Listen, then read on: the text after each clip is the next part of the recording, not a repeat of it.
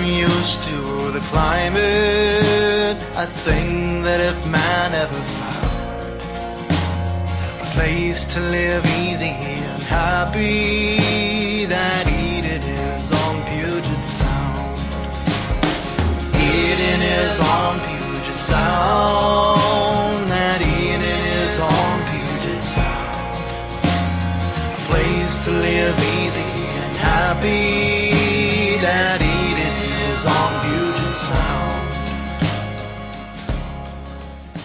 Hello and welcome to the Seattle Files. My name is Chris Allen. I'm your host. Every week I get together with a different local comedian, and together we discuss the strange, unusual, interesting, and oftentimes lesser-known aspects of our local history. Joining me today on the program is Matt Hatfield. That's me. How's it going, Matt? It's going pretty well. Good. Thank you so much for being here. It's an honor. Matt is a founding member of the sketch group Drop the Root Beer and Run. They perform regularly at the Pocket Theater up in Greenwood. He is an ensemble member in Comedy Sports Seattle. He is also the creator, runner, and kind of master of SeattleComedy.org, a website that combines all aspects of Seattle comedy, kind of your one-stop shopping if you want to look for any individual performer or group or theater. You can go to that website and it will connect you to it. Anything else? That's a pretty good pitch. Awesome. Yeah. Cool. That's me. How long have you been running SeattleComedy.org? Closing in on a year. Oh, cool. Awesome. Yeah. I didn't know it had been that long. Yeah. Awesome. I didn't either. Excellent. How long have you lived in the Seattle area? Seattle 5 years, Olympia 3 years. Oh, okay. Where are you from originally? Originally upstate New York. Oh, really? Yeah. Okay. I didn't know that. In Idaho for 7 years. Oh, I'm sorry. Yeah, me too. What brought you out here? Going to school at Evergreen. Oh, nice. Yeah. Nice. Excellent. That's when you got into sketch and improv and stuff. Yeah, Awesome. I did improv since high school, but Oh, nice. that was the sketch impetus. Excellent. How much do you know about local history? A small amount. Okay. Yeah. Cool. Awesome. And you have no idea what we're going to be talking about today, correct? Other than history, no. Awesome. So let's get started. Okay. William Rankin Ballard was born on August 12th, 1847 in Perrysburg, Ohio. His father, Dr. Levi Ballard, was a medical doctor born in New Jersey, and his mother died when he was 3 years old. Oh, no. Yeah, died young. When he was 5, his father packed up the family and took them across the Oregon Trail to California. After the long and arduous journey, they spent only a few months in California before heading back to the East Coast. Oh. Yeah. So, are we going to get to Seattle then? Eventually. Okay. We'll get there. We'll get there. For the return trip, they sailed to Panama and crossed at the isthmus there. 2 years later, Dr. Levi Ballard packed up 7-year-old William and his brother Irving and had them cross the Oregon Trail again. Oh, no. This time heading to the Oregon Territory. That sounds exhausting. Yeah, crossing the Oregon Trail is something that most people wouldn't want to do once. Yeah. Let alone twice. It always sounded pretty miserable. Yeah, no, it's an awful experience. Dr. Ballard stayed there for a few years and was a surgeon during the Indian Wars in the 1850s. A few years later, he took the family back to the East Coast yet again, back down to Panama, across the isthmus, remarried, and crossed the Oregon Trail a third time. Oh, God. To bring the family back to the Oregon Territory. And the family supported him the whole time through that? Well, the kids are like 7 and Okay. 5, and the mother's dead. Oh, right. So they do what he says. So it's just the kids and the father. It's just the kids and the father crossing the Oregon Trail 3 times. Oh, God. Yeah. The family stayed for a few years in Roseburg, Oregon, about 70 miles south of Eugene, where he practiced medicine, and William attended nearby Umpqua Academy in Wilbur. Umpqua? Umpqua. That's cute. Yeah, no, it's a great name. In 1865, Dr. Ballard moved the family again, this time 330 miles north to an 80-acre parcel of land in what is now Auburn, Washington. At the time, it was called Slaughter, Washington Territory. Okay. The first name of Auburn was Slaughter. Because Lieutenant W.A. Slaughter had been killed on the land during the Indian Wars, and in his honor, they named the post office after him, the Slaughter Post Office. And then the town's only hotel was called the Slaughterhouse. Wow. Yeah. Yeah, and then they named the town after the hotel. So he was slaughtered in what became Slaughter. Yeah, his name was His Slaughter. name was Slaughter. He was slaughtered in the city of Slaughter. Wow, that was a self-fulfilling prophecy, I guess. Yeah, yeah. In 1893, it was renamed by settlers from Auburn, New York, who named it Auburn, Washington. William lived with the family until he was old enough to attend Washington State University, where he studied civil engineering. Upon completing his education, he taught school for 4 years, teaching in King County, Thurston County, and Pierce County. Not particularly taken with teaching, he became a deputy United States government surveyor, where he spent 6 years laying out the Yakima Indian Reservation created after the 1855 treaty that led to the Yakima War. There's a bunch of wars between the settlers and natives in the 1850s. Naturally. Yeah, a lot of conflicts, and so after the treaty in 1855 really led to a lot of that. They were trying to push the natives off the land, and so his job for a while became kind of dividing up and figuring out exactly what the land would look like for the new Yakima Reservation. So he was trying to help them, or was he more on, like, the white guy's side? He's on the white guy's side, Being a white guy. but he's working for the government. So he's not a soldier, and he's not really one of the decision makers. He's a surveyor of the land. Okay. Laying everything out. He's setting up that little tripod. Yeah, exactly. He's one of the guys with the little... Was it lasers now? Yeah, it's lasers now. Okay. They didn't have lasers back then. No lasers. Yeah, no lasers. While he was working as a surveyor, William Ballard's brother Irving had gained ownership of the steamship Zephyr, and in 1876 offered William a job as mate, sailing the ship between Seattle and Olympia. And William accepted the job. So that's sailing between Seattle and Olympia. Yeah. So they have to go. So what were they shipping? People, Oh, yeah. People, probably some cargo too. But, Okay. it was mostly a passenger ship. Okay. Going back and forth. A lot of ships were moving back and forth and shipping things up and down the Puget Sound back then. So that's an hour drive. What would that have been for a boat ride? Probably a couple hours. Okay. Yeah, I don't think wouldn't be like a multi-day voyage. Okay. Yeah, imagine. For thousands of years prior to the white settlers arriving in the Northwest, the area just north of Seattle on Puget Sound was inhabited by a group of Duwamish called Jacoabsh, or the Lake People. Oh. Yeah, they lived at Shilshul Bay and Salmon Bay. I like the sound of lake people. Lake People? They sound like monsters. Oh, I don't think they were monsters. No, I don't think they they were. But you say lake people, the people of the lake, like mer people. Yeah, no, they were. Yeah, I'm sure they were humans with very reasonable attitudes. Yeah, they were. Yeah. But yeah, they were people of the lake, and they lived at Shilshul Bay and Salmon Bay. Back in 1852, so we're going back a few years to 1852, the Donation Land Claim Act was still in effect, meaning that if one wished to homestead in the Oregon Territory, of which Washington was a part of the Oregon Territory, Right. Washington, Oregon, and Idaho were all kind of one big clump, starting in 1846, the Oregon Territory, then if you were a single man or a married couple, you were at least half white, you could claim a parcel of land up to a square mile. So you have to prove, how do you prove you're half white? I'm not sure exactly. You would give They your just birth look at you and be certificate. like, they might "You're just half look at white." you. Yeah, Okay. yeah. The reasoning for that was they wanted to be able to have the settlers who came out here in the first wave, who intermarried with some of the natives. They wanted their children to be able to claim the land. Okay. So they wanted to be able to. So that's why they made it the rule half white and not all white. All right. So if you were half white, yeah, you could claim this free land. But there was no genetic testing back then. They didn't have It was genetic just- testing, no. They might have had Right. some kind of requirement to see your papers or your birth certificate, maybe. I don't know. I don't think that's something that you could really carry around, and you wouldn't have certified copies and There's not like electronic gauge. right. Plug in. Yeah, yeah. Ira Wilcox Utter filed a claim on the Lake People's land in 1852, making a large portion of his land his in the eyes of the U.S. government. After the 1855 treaty, many natives were displaced from their lands, but the Lake people still inhabit it for some years to come. So Lake people are still holding out up there, just north of Seattle. Stay strong, lake people. By 1877, William Ballard had become captain of the Zephyr and purchased it outright in 1881. He's rising up in the ranks. Ooh, Yeah. own Zephyr. Yeah. Ballard was a popular captain and businessman, and soon the Zephyr became the highest earning steamer on the Puget Sound. Yeah. That's pretty impressive. Yeah. Just one of many ships known as the Mosquito Fleet. Oh, It's a whole bunch of small ships okay. called the Mosquito Fleet. And do they do blood drives on them? Yeah, probably not. Okay. Probably not. You're really into the blood on this, the blood testing and Oh, yeah. I DNA, didn't even... Mosquito Fleet, Yeah.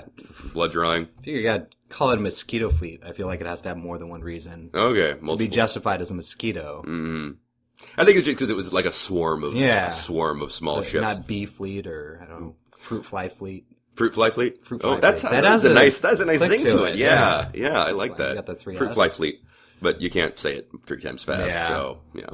Another skipper of the Mosquito Fleet, Captain J.A. Hatfield, had years earlier gotten a land claim on the Lake People's land and had spent years logging it. His name is my name. His name is your name. What? I remember I asked you about a year ago if you had any relation to the Hatfields that were first out here, and you said no. Not that I know Not of. that you know of, yeah. Mm-hmm.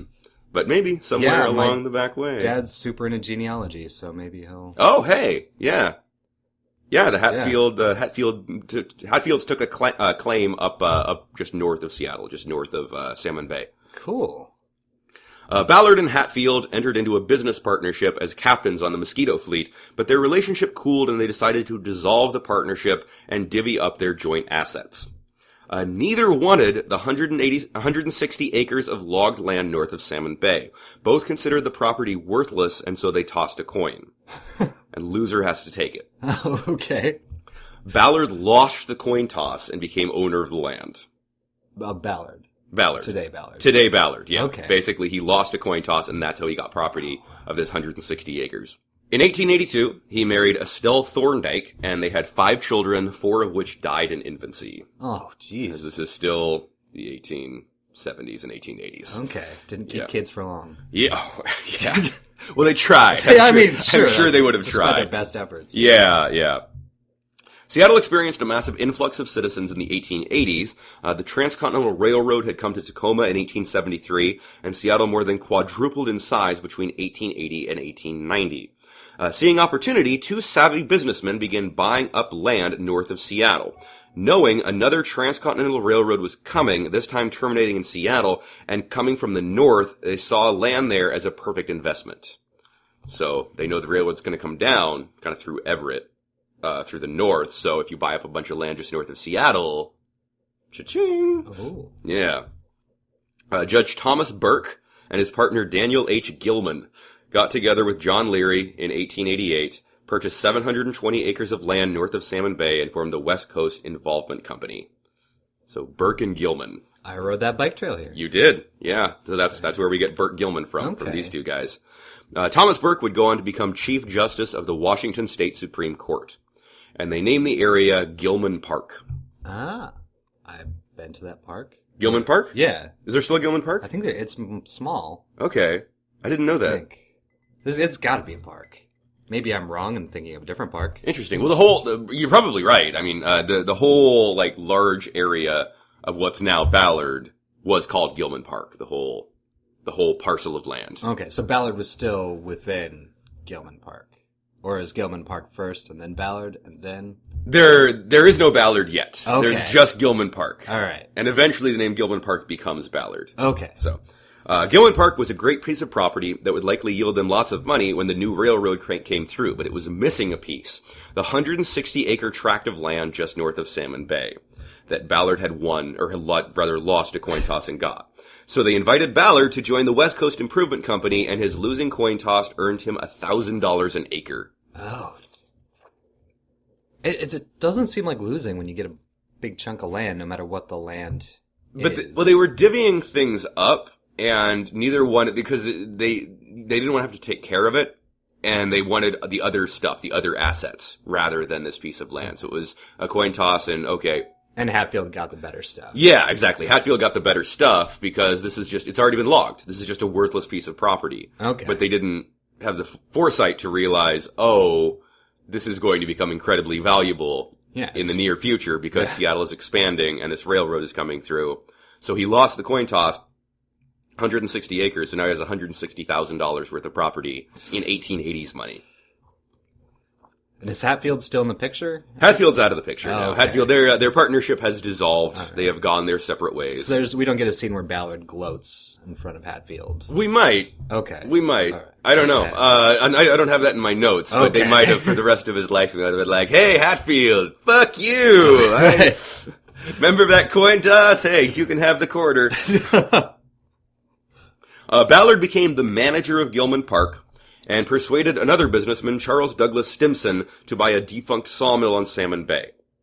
After the Great Seattle Fire in 1889, where Yesler's sawmill burned down, the Salmon Bay sawmill thrived. Oh. Yeah, so here's this sawmill that's not running anymore, convinces somebody to buy it, even though most commerce has kind of moved down to the downtown area of Seattle, and then that sawmill burns down, so now this guy's raking in the dough.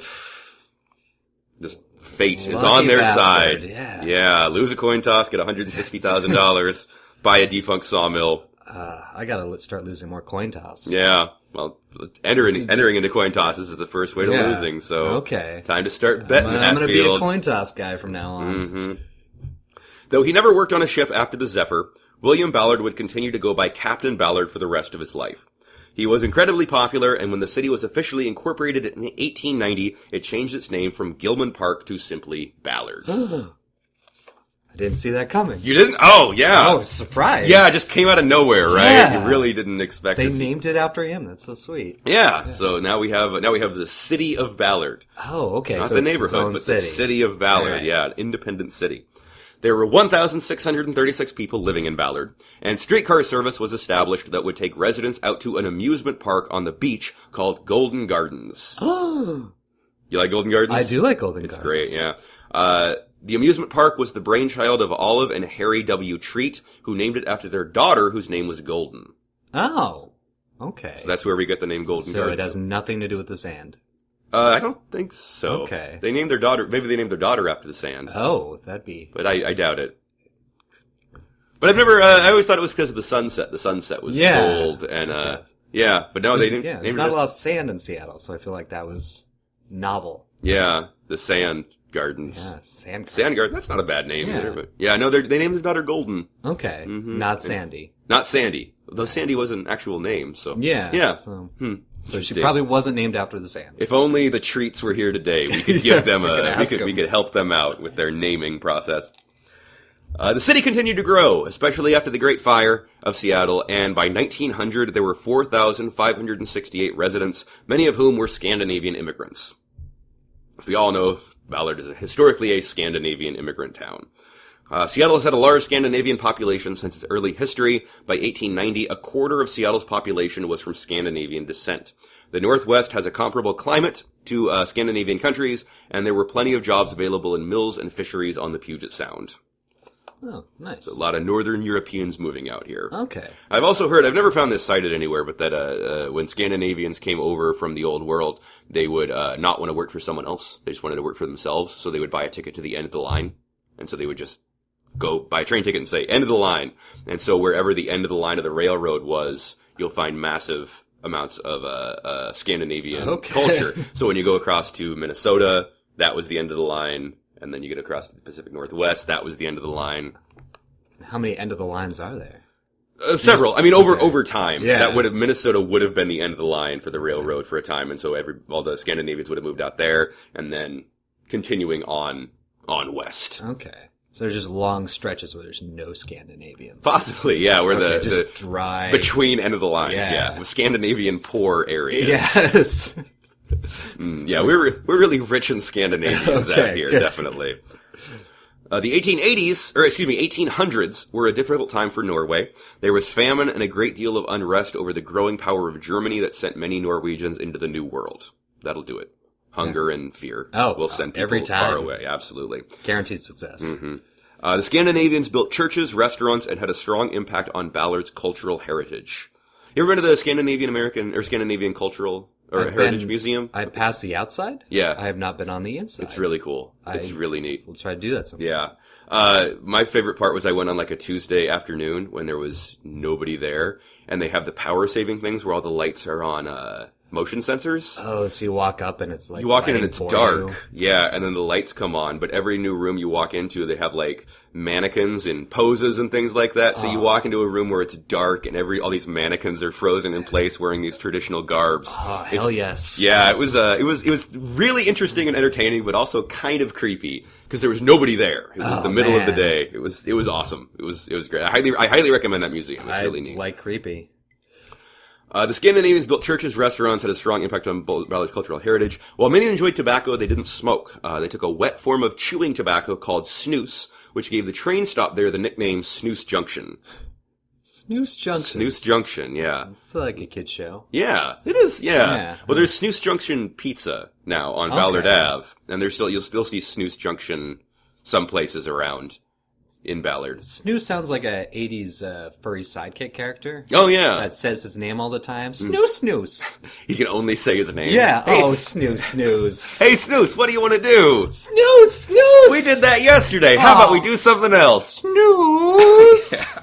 Where it's all in the inflection. Yeah. Snooze, Snooze. Yeah. Snooze. Oh, Snooze. That's, yes. Okay.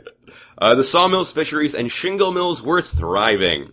Ballard boasted itself as the shingle capital of the world. Oh, that's something to be proud of. I guess. Depending on the type of shingle. Oh, good shingles. Yeah. No, not. You don't want to be the other shingle capital. Right, yeah. That would be... Gotta look up where that is. Yeah, hopefully somewhere I want to stay far, far away from, yeah. The city was doing well. Unfortunately, too well. Oh, no. Ballard was continuing to grow, but it was unable to keep up with its booming population. Between 1890 and 1907, the population went from less than 2,000 to more than 17,000, making it the 7th largest city in Washington at the time. Jeez, how do they handle that without condos? Oh, God. Yeah. They just had houses. Okay. Yeah. They didn't stack up. Oh, man. Not yet. No, Right. that's later. Okay. That's much, much later that Ballard turns into Condo Central when they tear down Sunset Bowl and that cool Denny's and Yeah. It's the Denny's. Yeah. Yeah. Did you move here after the Denny's was already torn down? Maybe. When was there that? There was a Denny's with it looked like an old church or something. It had a big sloped roof. Oh, weird. And it was on 15th and Market. Oh. Right there okay. where the Five Guys is today. Oh, yeah. Yeah, there was the Denny's with history, I guess. Huh. So the rumors, they weren't able to provide enough water for the residents. And in 1902, Ballard began buying water from Seattle. Okay. And this proved to be an incredible burden on the city, driving it deeply into debt. Then rumors circulated that a dead horse had been found in Ballard's water supply. So no one wants to drink dead horse water. And no one realized, hey, I'm missing a horse. Let's look for it. Yeah, I don't know. I think that if you rogue horse, if you hear, especially back then, if you hear that a dead horse has been found in the water supply, you're not going to say, "Wait a second, who's missing a horse? I'm going door to door to." Well, it just seems like they would have found it sooner if somebody was missing it. It was like, "Hey, have you seen my horse?" Well, I think they were just rumors. I think that they weren't. Yeah, I don't think there actually was a dead horse. We don't know though. Okay. There might have been a dead horse, but I don't know. I haven't thought about that. If you haven't seen, if somebody came forward and was like, "Where's old Clopsy?" Curled up and died in the water. Oh yeah. Ballard water was supplied by small springs, while much larger Seattle had water supplied by the Cedar River watershed. And Ballard attempted to access the water supply, but Seattle blocked them. Ballard Mayor J.E. Zook took Seattle to court. It went all the way to the state Supreme Court, who ruled that Seattle had control over the Cedar River watershed and was not obligated to share it with its neighbor. Aww. So discussion began over whether or not Ballard should be annexed and become part of Seattle. It was argued by those opposing annexation that if Ballard were managed by Seattle, it would be responsible for the construction of a sewer line to drain Seattle's sewage. So Ballard is concerned that their taxes are all going to go up, they're going to lose all this autonomy, and Seattle says, well, if we incorporate Ballard, they'll have to share in the tax burden, so our taxes will go down. So a lot of people in Ballard are very against annexation, people in Seattle are very for annexation. From the Seattle Daily Times, quote, among the arguments advanced by the opposition is the alleging of that the city of Ballard will have to share in the cost of a Grand Trunk sewer line, which must ultimately drain Greater Seattle. So is the land distance between Ballard and Seattle at this Same point? as it is today. Okay, so Yeah. they were pretty much already touching. They're already touching, yeah. Inter Bay, I believe, is already a part of Seattle, so it's really just across. And there was the canal there yet? The canal wasn't quite there Okay. yet. It was about to be there, but yeah, the canal wasn't there yet. Okay. There are some to this day who believe Seattle officials started the rumor of the dead horse in Ballard's water supply because it was hell-bent on annexing all the surrounding areas. Oh, so it was a scapegoat. Yeah, Horse. scape horse. Scape horse. Always blaming the scape horse. Yeah, so they started that rumor about our dead horse water. And so because they want us to become a part of them. Okay. There were continuous battles raging in the newspapers. Each side accused the other of misrepresenting the facts. From the Seattle Daily Times, quote, that the opposition to annexation of this city to Seattle is coming from present office holders and those who hope to share in a division of the spoils at the next election is evident from a review of those wearing the anti-annexation buttons.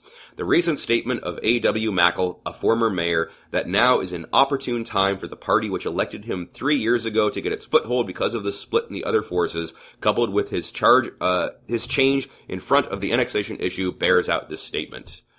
So Seattle is saying all these people that are against annexation are just the officials who think that they can get rich by running this city, but it won't actually help the people. It'll help in keeping Ballard independent will help the politicians, but not the people in Ballard. Interesting. Yeah.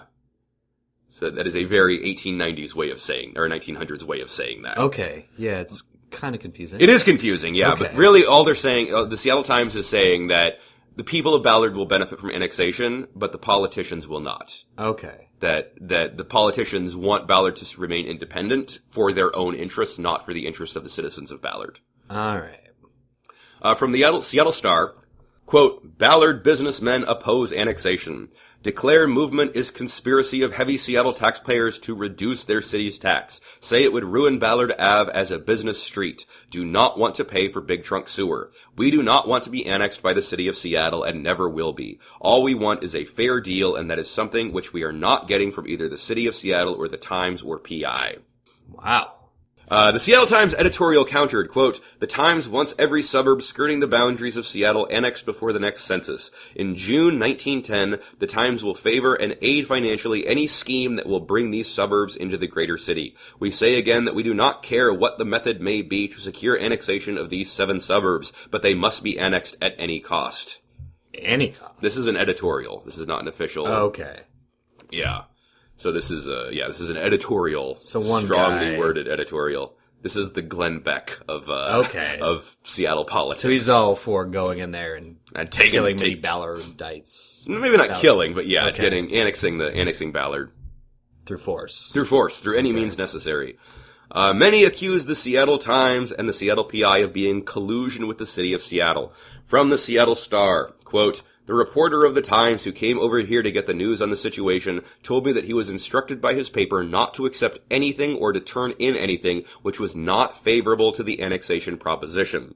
He said he was told to get hold of anything, true or otherwise, which would make it appear as though the citizens of Ballard were in favor of annexation. Both the Times and the PI have failed to give us a square deal. It is hardly likely that the annexation proposition will ever go through, as there is such a heavy majority of the voters against it. Annexation means that Seattle will get the big end of the horn and Ballard will get the small end. So the Times and the PI are both very much in favor of annexation. The Seattle Star is saying the people of Ballard don't want annexation. Okay. There's this big battle going on in the newspapers. And the Star is a Seattle paper. Okay. Yeah. So they're looking out for the little guys. Yeah, it's kind of something like that. There's the Star is very it's a very kind of pulpy, inflammatory, so maybe hyperbolic. they were just saying whatever We'll sell some newspapers. Okay, yeah. Against popular opinion. Yeah. Star continues, quote, we have made a town here and have worked hard and earnestly to make it grow. Now that we are beginning to see the consummation of our work, we very naturally do not wish to see things wiped out in one fell swoop by annexation. The spirit of independence which characterizes every American citizen rebels against the idea of having our town absorbed into the city of Seattle. Annexation will manifestly be to the advantage of Seattle, but quite the reverse for Ballard. Well. Yes. Strong words. Yeah, big talk. Yeah. Big talk. On November 6th, 1906, the Ballardites voted on whether or not to be annexed. 996 voted for annexation. Oh. 874 voted against it. Oof. So annexation passed, and Ballard was annexed by Seattle. Oh. And Ballard became a Seattle neighborhood instead of a Seattle city. Okay. And was it considered a neighborhood yet? Or is it just more like a district? The annexation went into effect May 29th, 1907. And then it was considered, so it was a part of Seattle, so it would have been considered a Seattle neighborhood. Okay.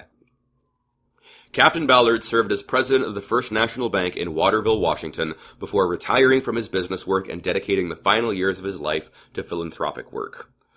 He was one of the founders of Whitworth College in Spokane and contributed to a number of scholarships there. He served on the board of trustees for the Samuel and Jessie Kenny Presbyterian Home for the Ages. He then died on February 4th, 1929 at age 81. Oh. So, yeah, sorry, he's not alive still. Man. What did him in? He was 81. Oh, just... Being 81 is, okay. 81 is, in 1929, that's a ripe old age to live to. Even today, that's a ripe old age. It was written of him, quote, his interests have never centered along a single like, but have reached out to those activities which have most to do with the material welfare of Seattle and with its intellectual, social, and moral progress. His life is well balanced, and his is a well-rounded character. To meet him, one is at once impressed with his power and resourcefulness, and yet he never boasts of his own accomplishments and is inclined more to modesty than self-praise. Aw. Nice guy. So he's a pretty decent dude. Pretty good guy. Today, Ballard has over 167,000 residents. It still retains some of its Scandinavian heritage, but is rapidly being gentrified. T-shirts at the Sloop Tavern, sold at the Sloop Tavern, refer to Ballard as a sleepy little drinking community with a condo problem. As you mentioned before, now it's condo central up there. I hope the Sloop stays. Sorry? I hope the Sloop stays. Oh, Sloop is great. Sloop is so great. Sloop is great, yeah. Sloop and the lock spot. Yeah. Yeah. I worked at Ray's Boathouse down on the waterfront for like 5 years. Nice. And we used to go to the Sloop and the lock spot a lot afterward. I love that whole little area. Yeah. It definitely has a very old town feel to it. And it's we're losing it. It's going. The art center down there. Oh yeah. That used to host the Pocket. That's gone. Oh, it's finally gone. That just changed hands. It was getting torn down to build condos. More condos. I don't know if the building is still there, but probably by the time this is released, it'll be torn down, and they'll start building on the condos there. So yeah, that whole neighborhood's changing. Neighborhood's changing a lot. In 2007, the Ballard Chamber of Commerce held an anti-celebration of the centennial of annexation. An anti-celebration? An anti-celebration. Does everybody just stay inside? They went out and they mourned that Ballard was annexed. Okay. Well, what happens in a big public mourning? I don't know. I'm not sure what exactly happened there. I just know that they held this event, but they probably handed out free Ballard bumper stickers. Okay, and there's anti-activities. Anti-activities, yeah. There's against revelry. Okay. Yeah. Sounds like a fun time. Yeah. And that's how Ballard came to be a city and ceased to be a city. Oh, okay. Wow, it's not a city anymore. Not a city anymore. No, it's just a neighborhood. That's a shame. Yeah. Yeah. And some people in Ballard are still upset about that, and they still want Ballard independence. Okay, and they lived through all that then. No. Okay. I mean, I don't think anybody's still around that. If they were, they wouldn't remember it because they'd be 109 years old at this point. Yeah. So what would their case be for? They want independence, the spirit of independence, just the spirit of Ballard independence, Ballard pride. Okay. People in Ballard are very proud of being from Ballard, for sure. Yeah. I know people that are fourth generation Ballardites. Okay. They've lived in Ballard for their family and their parents and grandparents. And I can feel like you can see them when they cross the street. You can tell because they don't care about the crosswalks. Yeah. And if they just cut across Market or 15th, this is my town. Yeah, with you that walk. Yeah, you do not run over me. This is my town. Heavily bearded guys that just look angry at you for driving there. Mm-hmm. Yeah. Well, you stay away, Matt Hatfield. Oh, well, you stay away. I will do my best. Well, thank you for listening to the Seattle Files. Thank you so much, Matt, for being here. Thanks for having me. Absolutely. Be sure to like us on Facebook, subscribe, and rate in iTunes. We are also now on Twitter at the Seattle Files. I'll have a new episode out every Tuesday with a new topic and a new guest, and so I'll be back next Tuesday. I'll see you then. Thank you for listening. See you then. Thank you for listening. See you then. Thank you for listening. See you then. Thank you for listening.